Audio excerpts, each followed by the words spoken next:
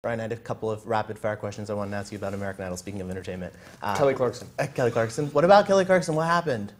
Were you bummed that she went to The Voice? Was I bummed?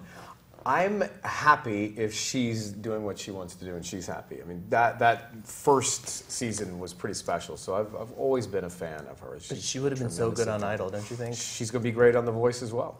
So my first question is, I know you haven't signed a contract. Do you think you will sign the contract? Do I think I will? Well, as we talked about the puzzle earlier, the puzzle is it's a matrix, and so we've been sorting through the details of it. But I love the show. I have great affection for the show, and I think the show will be tremendously successful on ABC. Do you have a vision for how Idol would play in 2017 that was different than how it was before? I mean, the world has changed so much. Social media has changed so much. How could the show be different? I think there are tweaks that the show will make and can make to update itself for 2017. But at the core, the format is the format. That's the strength of the show, the storytelling and the talent. I mean, that's what will make this show special. So I don't think you reinvent the wheel. It is a strong format and a strong show.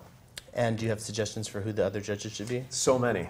Will you share any? We're out of time. We have to go. And then, and then finally, how are you going to physically? We talked about your schedule, but how are you going to physically be in Los Angeles doing Idol? And then, will you fly overnight back to New York? And apparently, yes. That is one of the things that I'm looking at just on my globe is what time the show ends and what time I start the next day in New York. But I think it's doable.